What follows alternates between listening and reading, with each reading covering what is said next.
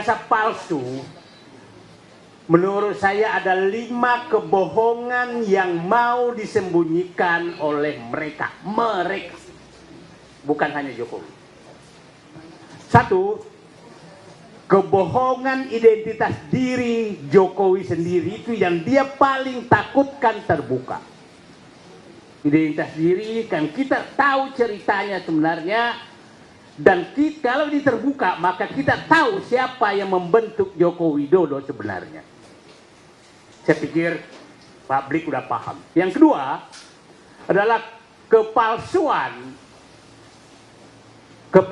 dan kebikin kepalsuan putranya yang menjadi wakil presiden. Itu juga kalau yang terbuka ini akan terbuka siapa dia sebenarnya, dan kepalsuan terhadap dinasti ini akan terbuka semua.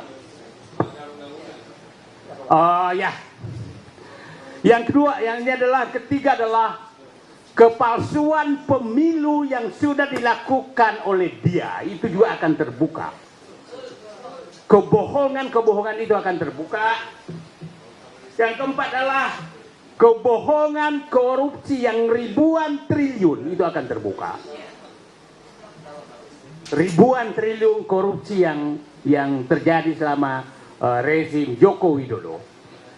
Yang ini adalah kebohongan tukang-tukang survei yang sekarang jadi komisaris BUMN di mana-mana.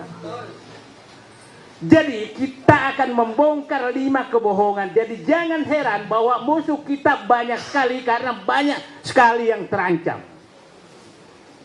5 kebohongan tadi saya ulangi: kebohongan identitas pribadi Joko Widodo, kebohongan terhadap putranya yang jadi wakil presiden, kebohongan pelaksanaan pemilu selama ini, kebohongan korupsi ribuan triliun, dan kebohongan survei-survei yang dilakukan selama ini. Ini 5 kebohongan. Nah, yang akan ditutupi sebenarnya. Jadi memang musuh kita sangat-sangat berat, karena penikmat kebohongan ini itu mulai dari istana sampai kelurah. Itu ya semua. Nah, haram. Nah, di posisi seperti ini saya meminta kepada seluruh rakyat Indonesia 3 hal. Mari kita turun semua untuk membela kebenaran ini dan menggusur kebohongan yang hanya dilakukan oleh satu keluarga dari Solo.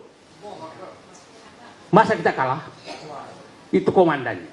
Yang lain itu anak semua. Nah, saya pikir bapak-bapak jenderal pasti mendidih mendengarkan masa kita kalah sama satu dinasti yang tidak jelas. Ya. Yang kedua, kepada seluruh aparat, berhentilah aparat hukum menjadi pelindung daripada raja bohong ini. Betul-betul adalah hati nurani kalian. Saya berharap 3-4 orang yang pernah jadi pelaku utama raja bohong ini mengakulah. 2-3 orang saja mengaku, saya pikir Anda akan jadi pahlawan menyelamatkan bangsa ini. Jangan sembunyikan terus. Yang terakhir, kepada Presiden Prabowo, kalau tidak mampu memihak kepada kebenaran, minimal Bapak diam saja, nggak usah melindungi. Kalau memang tidak mampu, karena sering sekali ada kode-kode dari Solo itu langsung letoi lagi. Percayalah, kalau Bapak membela kebenaran, rakyat akan ada di belakang Bapak. Tapi apabila Bapak takut terus dari raja bohong, maka batas rakyat juga ada sabarnya.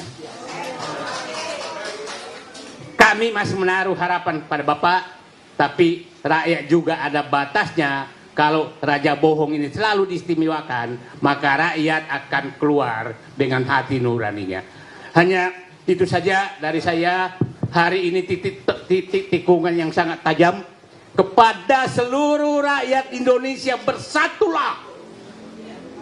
menggusur raja bohong ini untuk menyelamatkan negara. Mulai dari Sabang sampai Merauke, turunlah, jangan diam demi bangsamu. Coba kita lihat, mulai kemarin di Aceh coba diganggu oleh menantunya, di Papua dia coba ganggu lewat lewat oligarkinya dan lewat yang memberikan Raja Jawa, yaitu Bahlil. Jadi semua tinggal menunggu waktu akan dihancurkan oleh mereka kalau kita diam. Saatnya melawan. Bismillahirrahmanirrahim. Assalamualaikum warahmatullahi wabarakatuh.